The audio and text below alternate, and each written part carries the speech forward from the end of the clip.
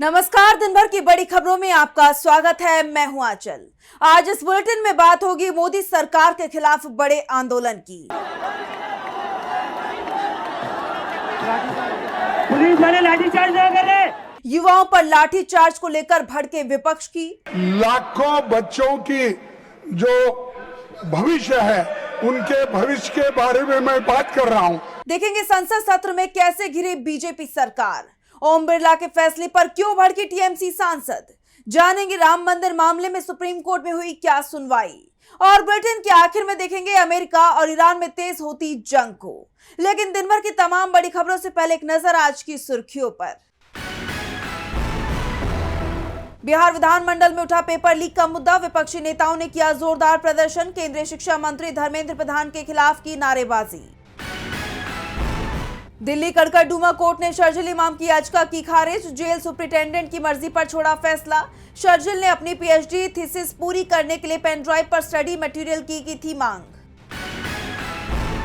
त्रिपुरा के director general of police और IPS अधिकारी अनुराग धनखड़ की गई जान। पुलिस ने मामले की शुरू की जांच, बताया संदिग्ध मामला।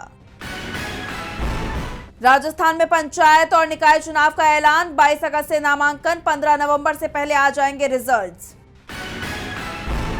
और शेयर बाजार में गिरावट, 442 अंकों की गिरावट के साथ 77,708 पर बंद हुआ सेंसेक्स। वहीं 95 अंकों की गिरावट के साथ 24,238 पर बंद हुआ निफ्टी। ये तो थी सुर्खियां। अब बात आज की सबसे बड़ी खबर की। जंतर मंतर से शुरू हुआ युवाओं का प्रदर्शन अब देशव्यापी आंदोलन का रूप ले चुका है। दिल्ली में जहां जंतर मंतर पर जुटे प्रदर्शनकारियों ने संसद कूच किया, वहीं देश के अलग अलग कोने से उसके समर्थन में आवाज उठी, जिससे बौखलाई सरकार ने युवाओं को रोकने के लिए लाठी डंडे से लेकर आंसू गैस के गोले तक का इस्तेमाल किया। लेकिन युवाओं ने भी पीछे हटने से साफ इनकार कर दिया, जिससे घबराए प्रधानमंत्री मोदी बीच में ही संसद से चले गए। देखिए रिपोर्ट। जंतर मंतर पर एक महीने से जारी युवाओं का प्रदर्शन अब विकराल रूप ले चुका है। शिक्षा मंत्री धर्मेंद्र प्रधान के इस्तीफे की मांग को लेकर प्रदर्शनकारी युवाओं ने संसद मार्च निकाला, लेकिन उनके कूच से पहले ही दिल्ली पुलिस ने जंतर मंतर पर जुटे युवाओं पर लाठियां बरसा दी। देश के युवाओं को अपनी मांग उठाने से रोकने के लिए सरकार ने पहले से ही बंदोबस्त किए हुए थे।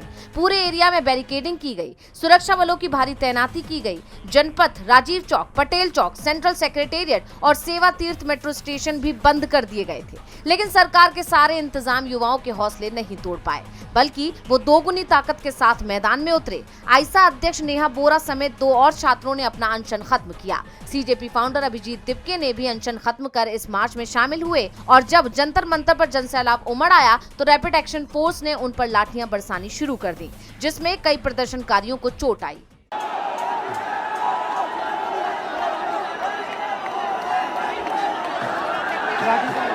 पुलिस वाले लाठीचार्ज न करें। आपका बच्चा उधर चला, आपका बच्चा उधर चला, क्या करते हैं? क्योंकि सोशल एक्टिविस्ट सोनम वांगचुक अब भी हॉस्पिटल में हैं, इसलिए उनकी जगह उनकी पत्नी गीतांजलि ने इस मार्च का नेतृत्व किया। इस प्रदर्शन में सपा सांसद डिंपल यादव, आजाद समाज पार्टी के चंद्रशेखर आजाद से लेकर आप के मनीष सिसोदिया, आतिशी और संजय सिंह तक शामिल हुए। सीजेपी ने आरोप लगाया कि पुलिस कार्रवाई में गीतांजलि के साथ मारपीट की गई और उनके बाल खींचे गए। इस झड़प के दौरान 40 से 50 लोग भी घायल हुए हैं। प्रदर्शनकारियों का आरोप है कि बैरिकेडिंग में करंट भी था। इन सब के बावजूद युवाओं ने हार नहीं मानी और उन्होंने संसद की तरफ बढ़ने की कोशिश की, तो संसद के बाहर तैनात पुलिस बल ने उन पर आंसू गैस के गोले दागे। संसद के अंदर मानसून सत्र चल रहा था और बाहर युवाओं की पुलिस बल के साथ झड़प हो रही थी। ये युवा केवल अपने अधिकारों की मांग को लेकर आज मैदान में उतरे हुए हैं, लेकिन सरकार ने न तो जंतर मंतर जाकर उनकी मांगे सुनने की जहमत उठाई और न ही उन्हें संसद पहुंचकर अपनी आवाज बुलंद करने दिया जा रहा है। पीएम मोदी तो बीच में ही संसद पूरी तरह स्थगित होने से पहले ही वहां से चले गए। हालांकि केंद्रीय मंत्री जेपी नड्डा के साथ जरूर कॉकरोच जनता पार्टी के प्रतिनिधियों ने मुलाकात की, लेकिन उन्हें वहां से भी कोई ठोस आश्वासन नहीं मिला। सीजेपी के आशुतोष रांका ने बताया, सीजेपी ने 3 प्रमुख मांगे रखी हैं। पहली, सोनम वांगचुक को तत्काल रिहा किया जाए। दूसरी, केंद्रीय शिक्षा मंत्री धर्मेंद्र प्रधान इस्तीफा दें। तीसरी, नीट यूजी 2026 की तैयारी कर रहे जिन अभ्यर्थियों ने जान ली, उनके परिजनों को 1-1 करोड़ का मुआवजा दिया जाए। जिस तरह सीजेपी और देश के युवा सरकार के खिलाफ मैदान में डटे हुए हैं, उससे सरकार की घबराहट भी बढ़ती दिखाई दे रही है। दिल्ली में गृह सचिव, दिल्ली पुलिस के कमिश्नर और आईबी चीफ की बैठक भी हुई। वहीं पुलिस की तरफ से जंतर मंतर से सभी प्रदर्शनकारियों को हटाने की भी कोशिश की है। इस तरह की क्रूर कार्रवाई पर सवाल उठाते हुए सीजेपी ने कहा, पुलिस इतना अत्याचार क्यों कर रही है, ये आपके ही देश के युवा हैं। बहरहाल अब देखना ये होगा कि क्या इस बार देश के युवाओं को न्याय मिलेगा, क्या सरकार उनकी मांगों के आगे झुकेगी या भारत का जेनजी भी इस बार तख्ता पलट कर देगा। कॉकरोच जनता पार्टी के संसद मार्च के दौरान जमकर हंगामा हुआ।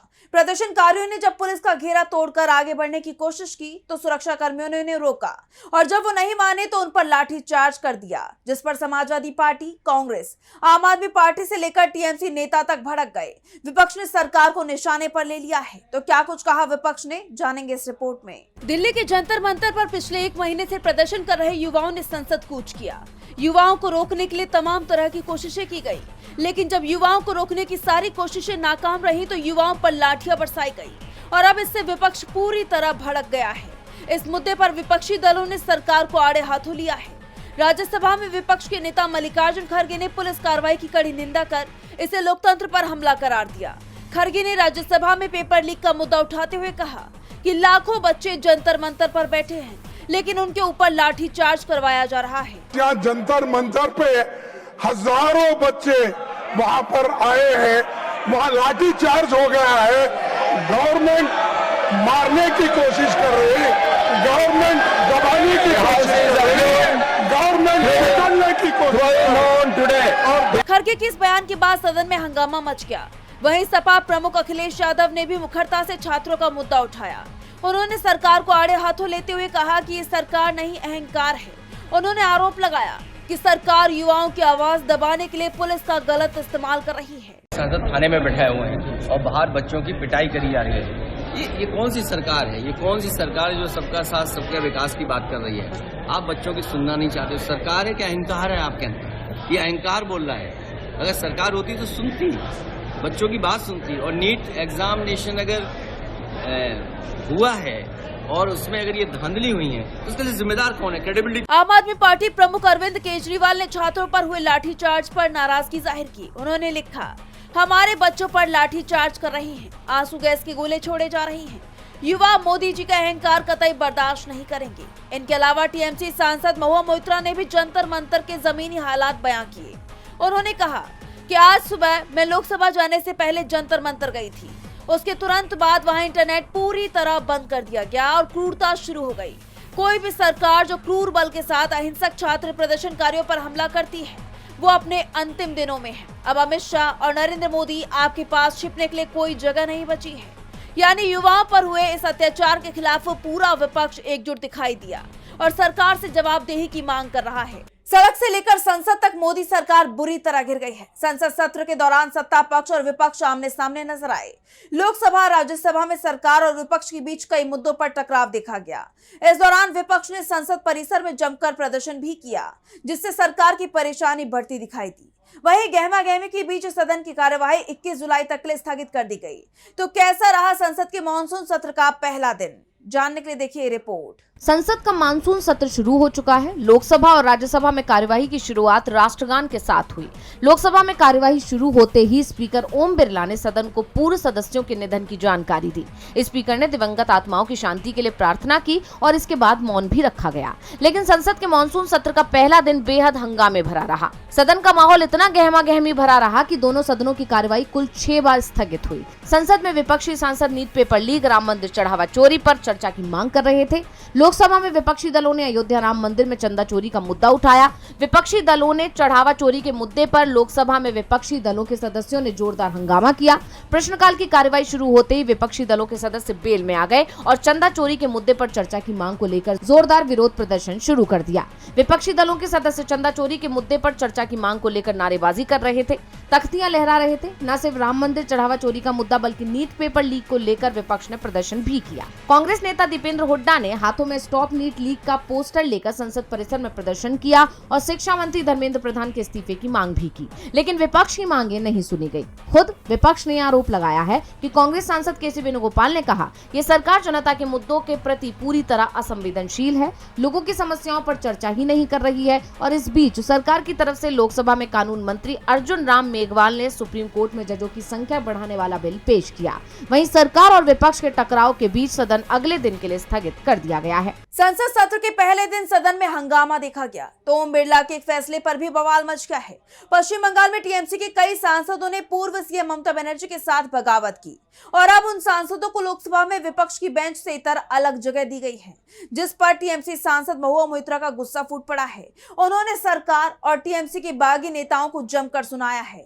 तो क्या कुछ कहा महुआ मोइत्रा ने, जानेंगे इस रिपोर्ट में। संसद के मानसून सत्र की शुरुआत के साथ ही लोकसभा में सीटों के नए आवंटन को लेकर टीएमसी सांसद ने बागी सांसदों को खूब खरी खोटी सुनाई है। दरअसल लोकसभा अध्यक्ष ओम बिरला की तरफ से टीएमसी के 20 बागी सांसदों को सदन में अलग बैठाने के लिए नई सीटें आवंटित की गई हैं, जिस पर अब टीएमसी सांसद महुआ मोइत्रा ने करारा हमला बोला है। महुआ मोइत्रा ने तंज कसते हुए कहा कि संसदीय लोकतंत्र में अब सत्ता पक्ष और विपक्ष के अलावा एक नई श्रेणी गद्दार बेंच बन गई है। महुआ मोइत्रा ने कहा, 20 बागी गद्दार सांसद जिनकी अयोग्यता याचिकाएं लंबित हैं, जो दावा करते हैं कि वो एक गैर मान्यता प्राप्त पार्टी एनसीपीआई में शामिल हो गए हैं, लेकिन उनके विलय को स्पीकर ने मंजूरी नहीं दी है, फिर भी उन्हें सर्वदलीय बैठक में आमंत्रित किया गया था। विपक्ष के सभी सदस्य विरोध में वॉकआउट कर गए। हम देखते हैं कि सरकार ने सीटों में बदलाव कर दिया है। पहले सत्ता पक्ष और विपक्ष होता था और आज एक नई श्रेणी आ गई है, गद्दार पक्ष। सुदीप बंदोपाध्याय गद्दार पक्ष के नेता के रूप में सबसे आगे बैठेंगे। संसदीय लोकतंत्र में ये एक नया दौर है। आप जानते हैं कि लोकसभा अध्यक्ष ओम बिरला ने टीएमसी के 20 बागी सांसदों के लिए अलग बैठने की व्यवस्था को हरी झंडी दी थी। ये सभी सांसद ममता बनर्जी का साथ छोड़कर national citizens party of India यानी एनसीपीआई में शामिल हो गए थे और अब ऐसा करना ओम बिरला पर भारी पड़ता हुआ दिखाई दे रहा है। टीएमसी सांसद महुआ मोइत्रा ने उनके खिलाफ मोर्चा खोल दिया है। ओम बिरला के फैसले को लेकर सियासत गरमाई हुई है तो राम मंदिर मामले में हलचल बढ़ती ही जा रही है। अयोध्या राम मंदिर चढ़ावा चोरी मामले में सुप्रीम कोर्ट में सुनवाई हुई। इस दौरान कोर्ट ने बड़ा आदेश दिया। सुप्रीम कोर्ट ने जांच की निष्पक्षता सुनिश्चित करने के लिए नई एसआईटी गठित करने का निर्देश दिया और साफ कह दिया कि इस मामले को राजनीतिक रंग ना दिया जाए। तो क्या कुछ हुआ सुनवाई के दौरान, जानने के लिए देखिए रिपोर्ट। अयोध्या राम मंदिर चढ़ावा चोरी मामला अब सुप्रीम कोर्ट की सख्त निगरानी में पहुंच चुका है। 20 जुलाई को हुई सुनवाई के दौरान शीर्ष अदालत ने जांच को लेकर बड़ा फैसला सुनाते हुए सरकार को नई एसआईटी गठित करने का निर्देश दिया। चीफ जस्टिस सूर्यकांत की अध्यक्षता वाली बेंच ने कहा कि जांच टीम में वरिष्ठ और अनुभवी आईपीएस अधिकारियों को शामिल किया जाए ताकि पूरे मामले की निष्पक्ष और प्रभावी जाँच हो सके। कोर्ट ने सॉलिसिटर जनरल तुषार मेहता से कहा कि वो उत्तर प्रदेश सरकार से निर्देश लेकर नई एसआईटी के लिए अधिकारियों के नाम पेश करें। सुनवाई के दौरान सुप्रीम कोर्ट ने ये भी स्पष्ट किया कि इस पूरे मामले को राजनीतिक रंग देने से बचना चाहिए। अदालत का कहना था कि ये अपराध की जांच का विषय है और अदालत सिर्फ ये सुनिश्चित करना चाहती है कि जांच बिना किसी भेदभाव के तार्किक नतीजे तक पहुंचे। सरकार की ओर से पेश सॉलिसिटर जनरल तुषार मेहता ने अदालत को बताया कि जांच लगातार जारी है और अब तक 8 आरोपियों की गिरफ्तारी भी हो चुकी है। हालांकि उन्होंने कहा कि जांच प्रभावित न हो, इसलिए फिलहाल अधिक जानकारी सार्वजनिक नहीं की जा सकती। बता दें अब मामले की अगली सुनवाई 27 जुलाई को होगी। इसके अलावा उधर जांच में कई अहम खुलासे भी हुए हैं। आरोपी रामशंकर यादव और टिन्नू यादव और उसके भतीजे मनीष से अर्टिगा कार, बुलेट मोटरसाइकिल, नकदी और जमीन से जुड़े दस्तावेज बरामद किए गए हैं। पुलिस पहले ही टिन्नू के घर से 1 लाख और मनीष के घर से 2 लाख रुपए बरामद कर चुकी है। जैसे आप जानते हैं कि टिन्नू मंदिर के दान पात्रों की देखरेख करता था, जबकि मनीष चढ़ावे की गिनती का जिम्मेदार था। ऐसे में अब सबकी नजर 27 जुलाई की सुनवाई पर और नई एसआईटी के गठन पर टिकी हुई है। राम मंदिर मामले में जांच तेज होती जा रही है तो जम्मू कश्मीर के लिए पूर्ण राज्य के दर्जे की मांग जोर पकड़ती जा रही है। नेशनल कॉन्फ्रेंस ने मोदी सरकार के खिलाफ आर पार की लड़ाई छेड़ दी है। जम्मू कश्मीर से लेकर दिल्ली तक प्रदर्शन शुरू हो गए हैं। पार्टी नेताओं ने साफ कर दिया है कि जब तक उनकी मांग नहीं मानी जाएंगी वो पीछे नहीं हटेंगे। तो कैसे आंदोलनों से घिरी मोदी सरकार, जानेंगे इस रिपोर्ट में। मोदी सरकार के खिलाफ एक के बाद एक आंदोलन जोर पकड़ता दिखाई दे रहा है। दिल्ली में जहां शिक्षा व्यवस्था में सुधार की मांग को लेकर युवाओं ने संसद की तरफ कूच कर दिया है, वहीं जम्मू कश्मीर की सत्तारूढ़ पार्टी नेशनल कॉन्फ्रेंस ने भी अब मोदी सरकार के खिलाफ मोर्चा खोल दिया है। जम्मू कश्मीर के लिए पूर्ण राज्य के दर्जे की मांग के साथ पार्टी नेता दिल्ली से लेकर जम्मू कश्मीर तक प्रदर्शन पर उतर आए हैं। राष्ट्रीय राजधानी में हुए प्रदर्शन का नेतृत्व पार्टी अध्यक्ष फारूक अब्दुल्ला ने वरिष्ठ नेताओं, विधायकों और कार्यकर्ताओं के साथ मिलकर किया। वैसे तो नेशनल कॉन्फ्रेंस ने जंतर मंतर पर ही प्रदर्शन का ऐलान किया था, लेकिन उन्हें इसकी इजाजत नहीं मिली, जिसके बाद ये विरोध प्रदर्शन पृथ्वीराज रोड से शुरू हुआ। इस मौके पर फारूक अब्दुल्ला ने कहा कि हम आज प्रधानमंत्री नरेंद्र मोदी और गृहमंत्री अमित शाह को उनके संसद, जम्मू कश्मीर की जनता और उच्चतम न्यायालय को किए गए वादे को याद दिलाने के लिए इकट्ठा हुए हैं। हम अपने राज्य को पूर्ण राज्य का दर्जा दिलाए जाने की लड़ाई लड़ रहे हैं। हम उन्हें उनकी प्रतिबद्धता याद दिलाने के लिए यहाँ आए हैं। वहीं जम्मू कश्मीर के डिप्टी सीएम और पार्टी नेता सुरेंद्र चौधरी ने कहा कि यह हमारे लिए बहुत दुर्भाग्य की बात है कि हमें दिल्ली जाकर प्रदर्शन करना पड़ रहा है। गृह मंत्री अमित शाह और प्रधानमंत्री मोदी ने राज्य का दर्जा वापस किए जाने का वादा किया था। आज राज्य में सरकार बने 2 साल हो गए हैं। इसे लेकर जम्मू में भी जमकर प्रदर्शन किया गया। जम्मू कश्मीर में शेर कश्मीर भवन, जो प्रदेश की सत्ताधारी पार्टी नेशनल कॉन्फ्रेंस का मुख्यालय है, वहां से नेशनल कॉन्फ्रेंस के कार्यकर्ताओं ने मार्च निकाला। वहीं शिवसेना यूबीटी की जम्मू इकाई, जम्मू स्टेट मूवमेंट और अन्य संगठनों ने भी इस मार्च में अपना योगदान दिया। शहर के ऐतिहासिक रघुनाथ मंदिर चौक पर हाथ में तिरंगा लेकर उन्होंने अलग जम्मू राज्य की मांग की तख्तियां लेकर शहर में रैली निकाली। प्रदर्शन में शामिल नेताओं ने मोदी सरकार को चेतावनी देते हुए कहा कि आज की रैली तो सिर्फ एक आगाज है और आने वाले दिनों में इस मांग को लेकर संघर्ष और तेज किया जाएगा। यानी मोदी सरकार के लिए अब उनकी इस मांग को नजरअंदाज करना आसान नहीं होने वाला। और बुलेटिन के आखिर में बात अमेरिका और ईरान में तेज होती जंग की। पश्चिम एशिया में जंग और ज्यादा भड़कती जा रही है। अमेरिका और ईरान के बीच जारी हमले और ज्यादा तेज होते दिखाई दे रहे हैं। लगातार 9वें दिन भी दोनों देशों ने एक दूसरे के ठिकानों पर जबरदस्त हमले किए। तेज होते हमलों ने दोनों देशों में कूटनीति की संभावना को भी खत्म कर दिया है। तो क्या है इस वक्त पश्चिम एशिया में हालात और क्या है पूरी खबर, जानेंगे इस रिपोर्ट में। अमेरिका और ईरान के बीच तेज होते हमलों ने पश्चिम एशिया को हिलाकर रख दिया है। जगह जगह धमाकों की गूंज सुनाई दे रही है। खाड़ी देशों में लगातार सायरन बज रहे हैं। अमेरिकी सेना ने जहां एक बार फिर ईरान के सैन्य command centre, air defence system, missile और ड्रोन लॉन्च साइट समेत कई सैन्य ठिकानों को निशाना बनाया है, वहीं ईरान ने भी खाड़ी देशों में अमेरिकी ठिकानों पर मिसाइल और ड्रोन से हमला किया है। सेंटकॉम ने बताया कि उत्तरी इराक में बिना फटे ईरानी ड्रोन को नष्ट करने के दौरान एक अमेरिकी सैनिक की जान चली गई। यानी अब इस जंग में जान गंवाने वाले अमेरिकी सैनिकों की संख्या बढ़कर 17 पहुंच गई है। इस बीच खबर ये भी आ रही है कि अमेरिका ने ईरान के डार्कोविन परमाणु संयंत्र पर हवाई हमला किया है, जिस पर ईरान बुरी तरह भड़क गया। उसने अंतरराष्ट्रीय परमाणु ऊर्जा एजेंसी यानी IAEA पर इस अमेरिकी हमले की निंदा करने का दबाव डाला है। लेकिन अगर अब अमेरिका ईरान के परमाणु ठिकानों को टारगेट कर रहा है तो इससे पूरे क्षेत्र में भयंकर तबाही मच जाएगी। ऐसे में दोनों देशों के बीच कैसे भी इस जंग को खत्म करवाने की मांग उठ रही है। लेकिन ईरान के विदेश मंत्री अब्बास अराक्ची ने साफ कह दिया है कि युद्ध का अंत या तो सैन्य जीत के जरिए मुमकिन है या वार्ताओं के जरिए, और ईरान अमेरिका के साथ युद्ध तब खत्म करेगा जब उसे मैदान में बढ़त हासिल हो जाएगी।